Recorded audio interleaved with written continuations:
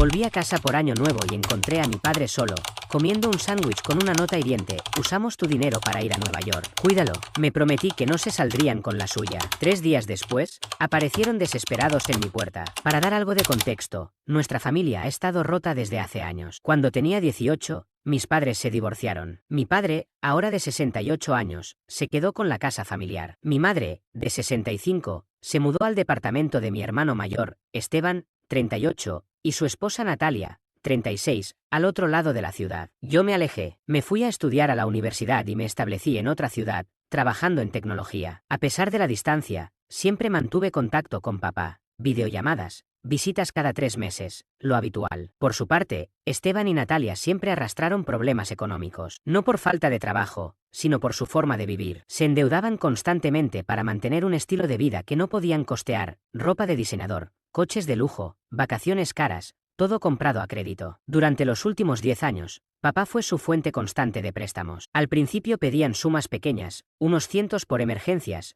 pero con el tiempo comenzaron a pedir miles, y jamás devolvían nada. Básicamente, drenaban sus recursos para sostener su vida irresponsable. Llegué la víspera de Año Nuevo. La casa estaba a oscuras, sin coches en la entrada, luces apagadas, cortinas cerradas. Dudé incluso de haber llegado el día correcto. Dentro hacía frío. Estaba en silencio. Solo una tenue luz en la cocina rompía la oscuridad. Allí encontré a papá, solo, comiendo un sándwich seco con un vaso de agua, sin cena festiva, sin decoración. Solo él, en un ambiente helado. El termostato estaba en 14 grados. Pensé que tal vez habían salido a hacer compras de último momento, hasta que vi las notas pegadas en la heladera. Me tembló la mandíbula al leerlas. Usamos tu dinero para Nueva York. Cuídalo esta semana. Así, sin más, se habían llevado los $650 que yo mismo transferí a la cuenta de papá, marcados claramente como cena y regalos de Año Nuevo, y los gastaron en un viaje improvisado a Nueva York. Lo dejaron solo, sin comida en casa, excepto pan, mantequilla de maní y fiambres vencidos. Papá no habló mucho, solo asintió cuando le pregunté si estaba bien. Luego, se inclinó hacia mí y me susurró: se van a arrepentir de esto. En sus ojos vi algo que hacía mucho no veía: lucidez. No reaccioné con rabia, no externamente. Me limité a prepararle una comida caliente, subir la calefacción y acondicionar su habitación. Mientras encargaba provisiones desde mi celular, vi una alerta en su app del banco: fondos insuficientes para el pago automático de la hipoteca. Entonces entendí que no era solo una festividad arruinada, era algo mucho más profundo. No iba a darles el espectáculo que seguramente esperaban. Planeé algo mejor. Durante los 3 días siguientes me puse a investigar. No al azar, ya tenía sospechas desde hace tiempo. La primavera pasada,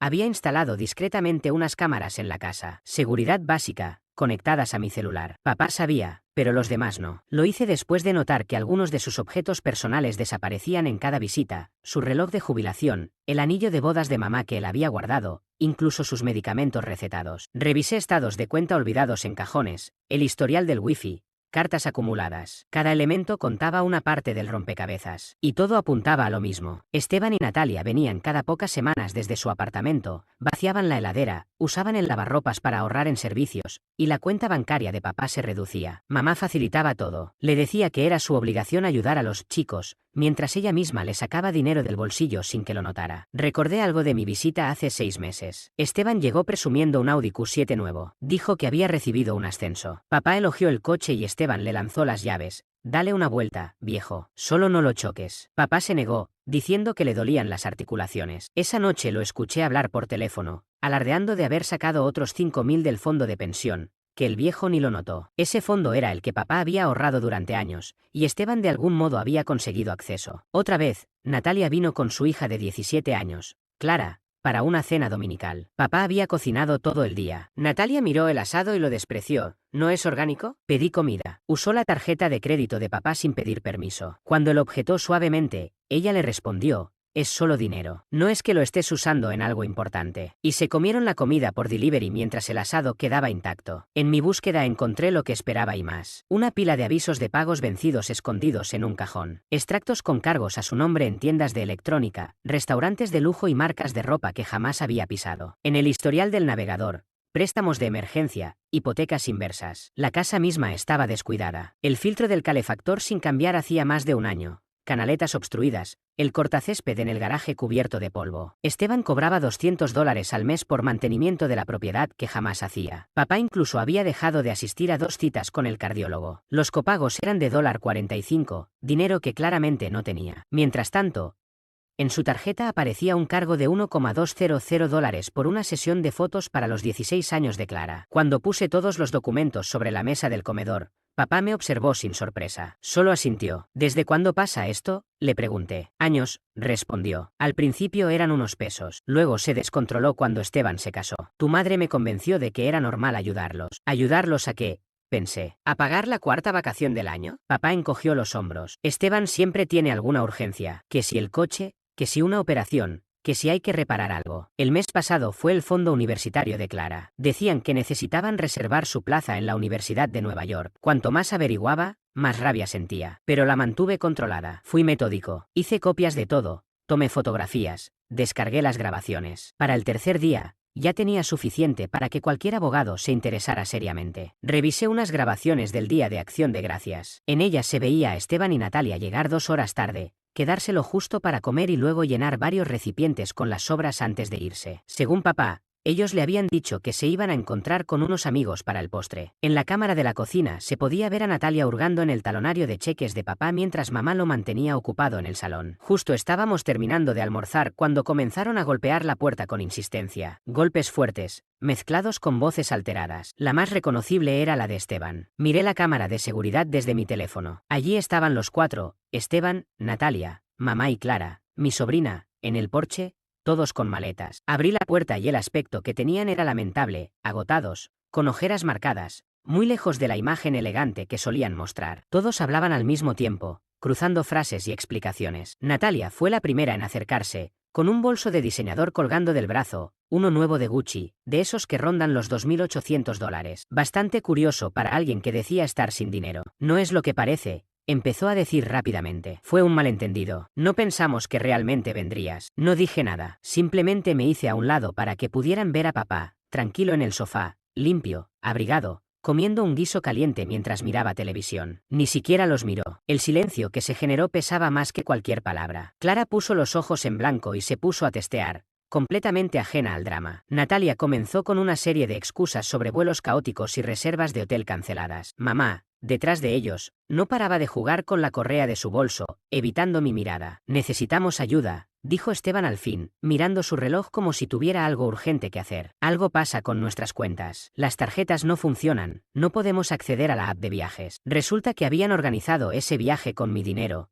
Quemaron sus tarjetas de crédito y ahora el alquiler estaba por vencerse. Necesitaban dónde quedarse mientras resolvían todo. Esteban hablaba como si se tratara de un pequeño problema que yo, como buen hermano, debía ayudar a resolver. Nuestro edificio tiene una filtración grave, añadió Natalia, frunciendo el ceño. Necesitamos quedarnos aquí una semana o 2. Noté que Clara vestía ropa nueva, todavía con las etiquetas visibles bajo el cuello. Vaya vacaciones difíciles, pensé. Los dejé hablar. Vomitaron cada problema, cada malentendido, cada excusa posible. Y luego les dije la verdad. Les conté que las cámaras en la casa habían estado funcionando desde marzo, que tenía registros de todas sus visitas, de cada vez que dejaban a papá con sobras frías mientras pedían comida cara desde el auto, de cada vez que hurgaban entre sus medicinas buscando calmantes. Tengo todo, les dije. Vídeo, audio, capturas de los chats grupales que se sincronizan con la tablet de la cocina, esa que nunca supieron que grababa. El rostro de Esteban pasó de arrogante a desesperado en cuestión de segundos. La sonrisa fingida de Natalia desapareció. Clara por fin levantó la mirada del teléfono, y mamá se quedó pálida. También tengo grabaciones tuyas, dije, mirando a Clara, robando $80 de la billetera de papá mientras dormía el Día de Acción de Gracias, para esas entradas de concierto que necesitabas. Clara abrió la boca, pero no salió palabra. Luego miró a sus padres, como si la culpa fuera de ellos por haberla metido en esto. No tenías derecho a espiarnos, soltó Esteban, ya más furioso que asustado. Eso es ilegal. ¿Ilegal? Me reí. Lo dice alguien que ha estado robando a su propio padre. No robábamos, intervino Natalia, tajante. Estábamos tomando prestado. Hay una diferencia. ¿Papá sabía que prestaban cuando falsificaron su firma en los formularios de préstamo?, pregunté. Se hizo un silencio helado. Mamá dio un paso al frente, intentando hacer de mediadora.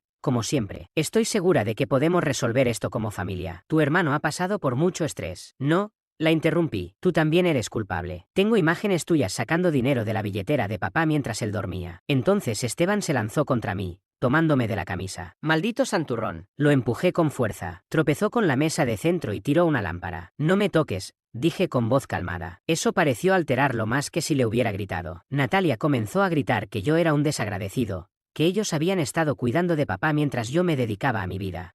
Clara también se unió al caos, diciendo que yo estaba arruinando todo y que solo estaba celoso del viaje. Mamá trataba de interponerse entre nosotros, pidiendo calma. Papá solo observaba, su expresión era un misterio. «Lárguense», dije finalmente. «Todos. Ahora, no puedes echarnos de la casa de papá», se burló Esteban. «No es tu propiedad». «Ah, no». Saqué mi teléfono. «Desde esta mañana tengo un poder notarial temporal. Papá firmó los papeles hace 2 semanas por si esto pasaba». «Estás mintiendo», dijo Natalia, aunque su voz temblaba. Les mostré el documento en pantalla. «La casa está fuera de su alcance. Las cuentas están congeladas. Y el SUV de lujo que han estado usando fue reportado como robado esta mañana». «Ese es nuestro coche», protestó Natalia. «¿De verdad? Está a nombre de papá. La titularidad, el seguro, todo está registrado con su información. Y los pagos salían de su cuenta. Técnicamente, eso es robo de vehículo». Esteban apretó los puños, dando un paso más hacia mí. «Atrévete», le dije. Mamá rompió en llanto, rogando que no peleáramos. Natalia agarró su bolso y se dispuso a irse. Clara guardó el teléfono con un golpe seco, fulminándome con la mirada. Esteban temblaba de rabia hasta que Natalia lo jaló del brazo. «Esto no ha terminado», dijo entre dientes mientras salían. «En realidad,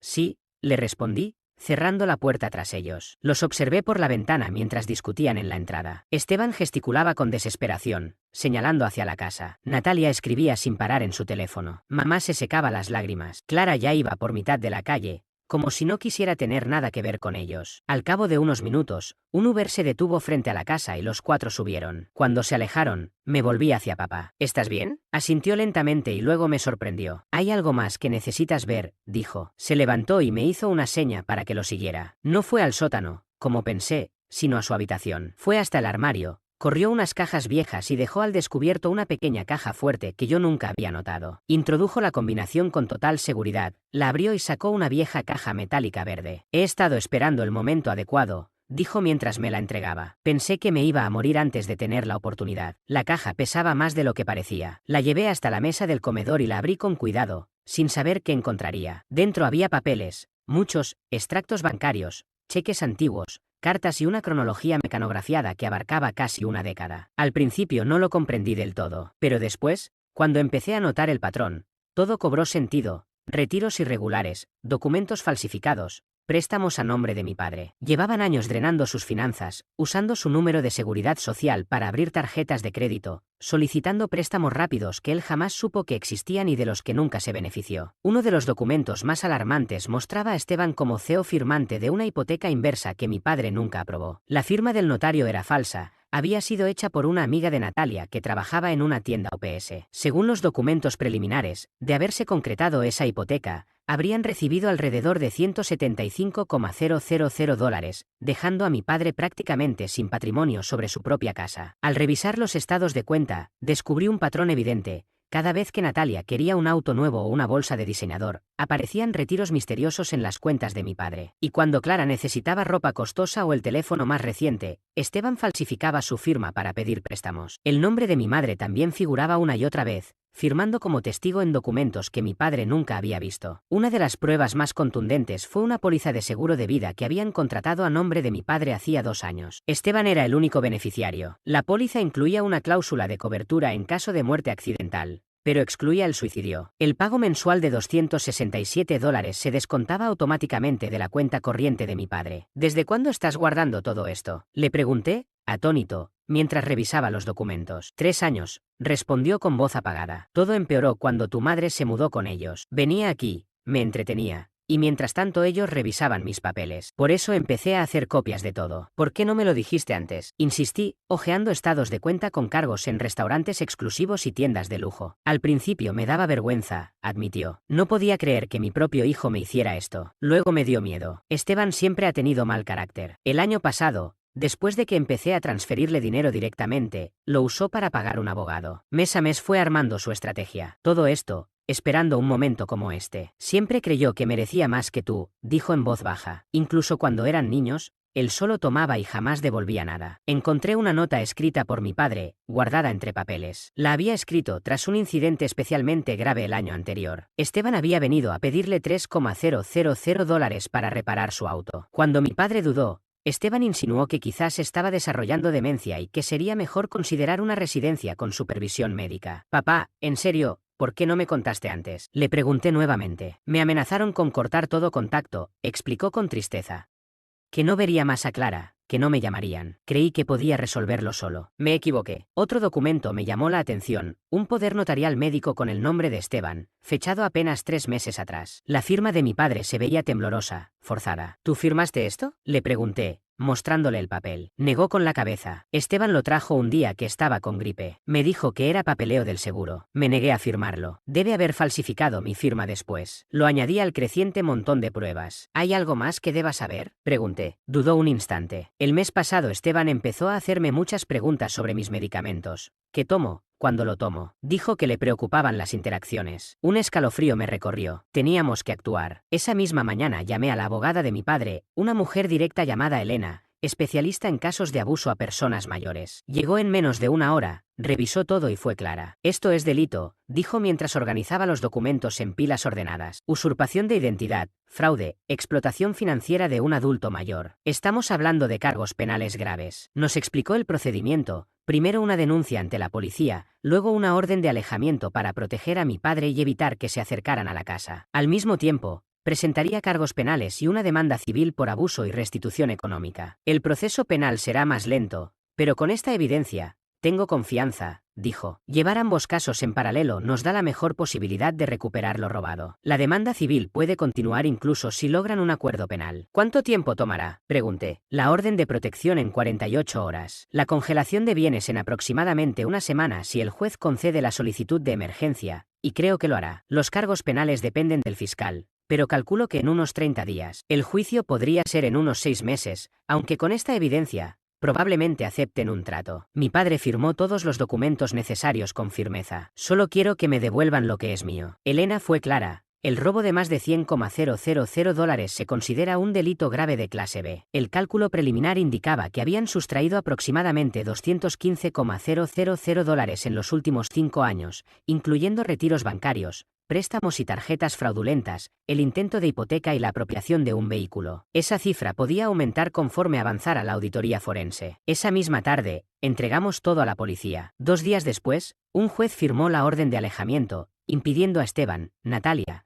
mi madre e incluso Clara acercarse a menos de 150 metros de mi padre o su vivienda. La reacción de Esteban fue violenta. Comenzó a enviar mensajes amenazantes, los cuales reenviamos de inmediato a la policía. Mi madre llamó llorando, diciendo que estábamos destruyendo a la familia. Después de la tercera llamada, bloqueamos su número. Una semana más tarde, tal como Elena había previsto, estábamos en la audiencia civil para solicitar la congelación de bienes y presentar la demanda por abuso. El juez revisó nuestras pruebas y otorgó la medida cautelar, congelando sus cuentas mientras avanzaba la investigación. Todo esto ocurrió antes de que se presentaran los cargos penales formales. Al salir del juzgado, Natalia nos esperaba en el pasillo. Sus costosas prendas no podían ocultar las ojeras ni la tensión en su rostro. Al verme, explotó. «¡Cobarde!», gritó señalándome. «Estás arruinando nuestras vidas por nada». Su voz retumbó en el pasillo de mármol, atrayendo miradas. Seguí caminando, pero ella me siguió con paso firme. «Nosotros lo cuidamos durante años mientras tú estabas lejos», dijo con desprecio. «Apareces en una sola fiesta y ya eres el hijo perfecto». Me detuve. «Lo dejaste solo con un sándwich y una nota. Eso no es cuidado». «Solo era dinero», gritó. «Dinero estúpido que él ni usaba. Solo quería ayudarnos». Un guardia de seguridad se acercó mientras ella alzaba aún más la voz. «¿Te crees mejor que nosotros?», continuó. «Esteban siempre dijo que eras el niño dorado,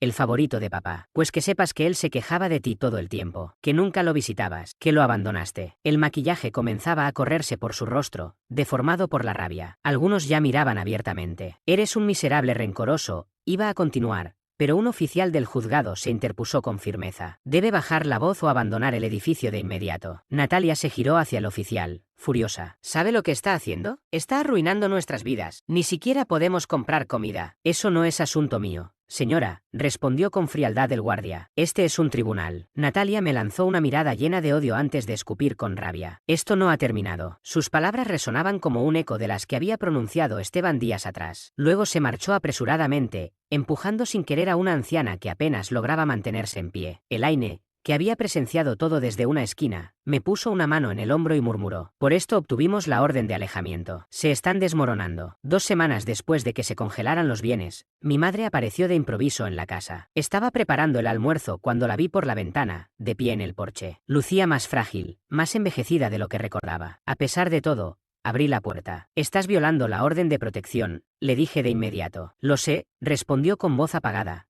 Pero necesitaba hablar contigo. Por favor. No la invité a pasar. Permanecí en el marco de la puerta, con los brazos cruzados. 5 minutos, accedí. Ella asintió y sujetó su bolso con fuerza. He estado recordando cuando eras niño, tú y Esteban jugando en el jardín, construyendo esas pequeñas fortalezas. Siempre fuiste tan bueno con él, cuidando a tu hermano mayor, incluso cuando no lo merecía. No dije nada. Era la misma estrategia de siempre, recurrir a la nostalgia para manipular. Él no es una mala persona, continuó. Ha cometido errores, como todos nosotros. Robarle más de $200.000 a papá no es un error, repliqué con frialdad. Es un delito. Ella se estremeció, pero siguió insistiendo. No fue así, solo estaba pidiendo prestado. Todo se salió de control. Esteban siempre ha tenido problemas con el dinero, tú lo sabes. Necesita ayuda, no castigo. Lo que necesita son consecuencias, le corregí. Por favor, su voz se quebró. Esto es un asunto familiar. No deberíamos involucrar a la justicia. Tu padre nunca habría querido que esto se volviera un proceso legal. Él amaba a Esteban, nos amaba a todos. Sentí una oleada de rabia. No me digas lo que papá querría. Tú lo abandonaste. Te fuiste a vivir con Esteban y lo ayudaste a robarle durante años. No sabía. Si sabías, la interrumpí. Tenemos grabaciones de ti distrayéndolo mientras Natalia hurgaba en su despacho. También tenemos documentos con tu firma, documentos que papá nunca autorizó. Sabías exactamente lo que estaban haciendo. Comenzó a llorar. Lágrimas suaves, calculadas, las mismas que le funcionaron con papá durante décadas. Me equivoqué. Lo sé. Pero por favor, ¿no podemos resolver esto como familia? Retira los cargos. Lo devolveremos. Lo prometo. ¿Con qué dinero? ¿Con las cuentas que ya vaciaron? Podemos encontrar una solución. Esteban podría perderlo todo, su trabajo, su futuro. Piensa en Clara. Es solo una niña. Clara tiene 17 años. Y también estaba involucrada, dije. Tengo mensajes donde se jacta de haber tomado dinero del tesoro del abuelo. Todos sabían lo que hacían. Las lágrimas de mi madre se evaporaron de golpe. Su rostro se endureció. Siempre fuiste igual de terco que tu padre. Se acabó el tiempo, le dije mientras cerraba la puerta. Él nunca te perdonará por esto, alcanzó a decir. ¿Vas a destruir a tu propia familia? ¿Eso quieres? ¿Quedarte solo con ese viejo amargado? Solté una risa sin alegría. Mejor solo con él que rodeado de ladrones. Cerré la puerta mientras ella seguía protestando, y la observé por la ventana al alejarse, sacando el teléfono. Seguramente para avisarle a Esteban que había fallado. No le conté nada a papá sobre la visita. Ya tenía suficiente con lo que cargaba. Unos días después, recibí una llamada de un número desconocido. Al contestar, un hombre se presentó como Doug Reston, antiguo jefe de Esteban en Paramount Financial. ¿Antiguo jefe?, pregunté sorprendido. Esteban siempre hablaba de su trabajo como si fuera la base de todo su éxito. Sí,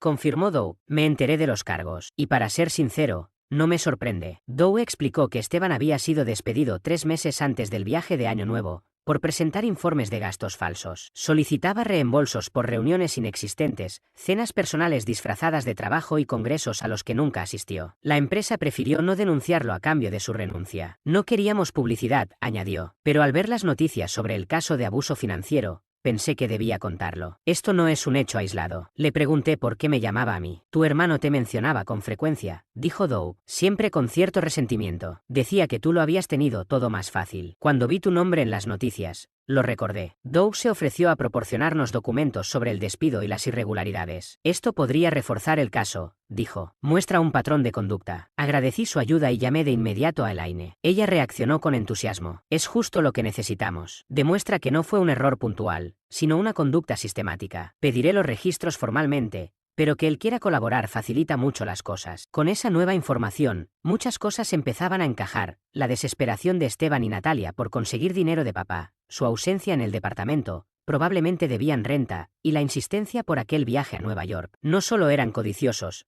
estaban ahogados en deudas. 3 semanas después de la visita de mamá, la fiscalía presentó cargos formales. Esteban, Natalia y mi madre fueron acusados de varios delitos: robo de identidad, falsificación de documentos, abuso financiero a un adulto mayor y hurto mayor. Se les ordenó entregarse en un plazo de 48 horas. Natalia fue la primera. Se entregó y pagó la fianza de inmediato. Mi madre fue después, luciendo atónita en la foto de su detención. Esteban, en cambio, apareció al último minuto, acompañado de un abogado que parecía cobrar por segundo. Pensé que esa sería la última confrontación directa, que el proceso legal tomaría su curso y nosotros podríamos empezar a sanar. Me equivoqué. Esa misma noche, mientras cenábamos con papá, un coche se detuvo bruscamente en la entrada. Reconocí el sonido del motor al instante, el Audi de Esteban. Papá también lo escuchó. Se quedó con el tenedor en el aire. «Quédate aquí», le dije levantándome. «Yo me encargo». Antes de llegar a la puerta, los golpes empezaron. Fuertes, llenos de rabia, sacudiendo el marco. Miré por la mirilla.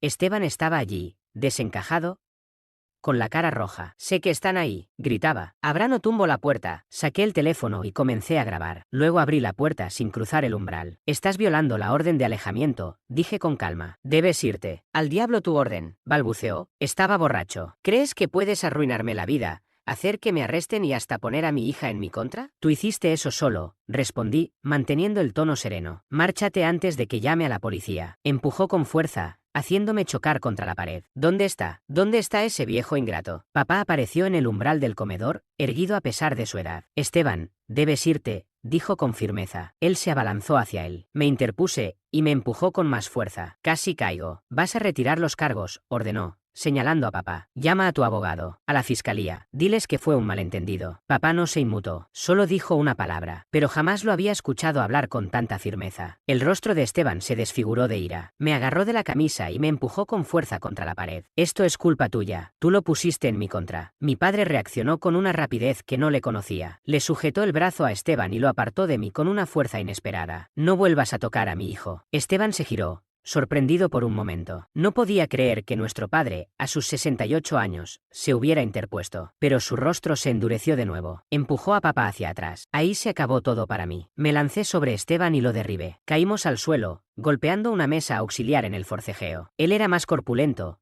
pero yo estaba sobrio, con una sola meta en mente: mantenerlo lejos de papá. Desde fuera se escuchó una voz. «¿Todo bien ahí adentro?». Era nuestro vecino, un policía retirado que todavía conservaba sus rutinas de vigilancia. «Llame al 911», le grité. Esteban trató de levantarse, pero entonces comprendió que la situación se le había escapado de las manos. Lo inmovilicé. «No vas a ninguna parte», le dije. 5 minutos después, 2 patrullas llegaron con las sirenas encendidas. Los agentes entraron con las manos en las armas, evaluando la escena con rapidez. Nos separaron, tomaron declaraciones y revisaron el vídeo que yo había grabado con el móvil. Les expliqué que había violado una orden de protección y nos había agredido. Les mostré el moretón que ya se me estaba formando en el brazo. Lo esposaron y se lo llevaron. Cuando lo subían al patrullero, uno de los policías se volvió hacia mí. «Necesitaremos que ambos vengan a la comisaría para dar testimonio formal. Es muy probable que le revoquen la fianza». Asentí y miré hacia papá, que seguía en el umbral de la puerta. Tenía un pequeño corte en la frente, donde se había golpeado contra la pared,